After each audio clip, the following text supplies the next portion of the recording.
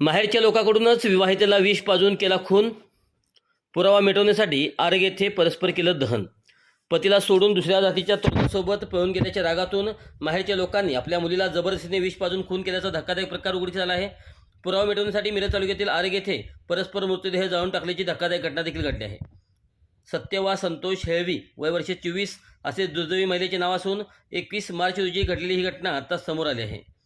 सत्यवाचा काका प्रकाश भीमभाऊ हैवर वय वर्ष 46, भाऊ शानूर सदाशिव हैवर वय वर्ष 35 व भाऊजी कल्लाप्पा मायाप्पा हेळवी वय वर्ष 40 तिघे राहणार नदीगुडी तालुका हुक्केर याची अटक झाले संशयितांची नावे आहेत.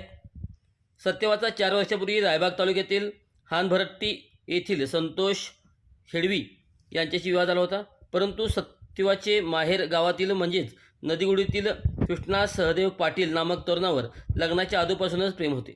लग्नानंतरही ते एकमेकांच्या संपर्कात होते. त्यामुळे 17 फेब्रुवारी रोजी सत्यवा पतीच्या घरातून पळून कृष्णाकडे गेली. त्यानंतर हे दोघेजण दोन्ही परिवारापासून लपून बेळगावात भाड्याने घर घेऊन राहत होते. बरेच दिवस शोध घेऊन येईल सत्यवाचा पत्ता न मिळाल्याने आपली मुलगी बेपत्ता झाल्याची फिर्याद संबंधित कुटुंबियांनी पोलिसात नोंद केली. एकीकडे पोलिसांकडून शोध सुरू असताना घरच्या लोकांकडूनही सत्यवाचा शोध सुरू होता. 21 मार्च रोजी सत्यवा व तिचा प्रियकर कृष्णा मिरज तालुक्यातील आरग येथे दिसल्याचे काही लोकांनी सांगितले.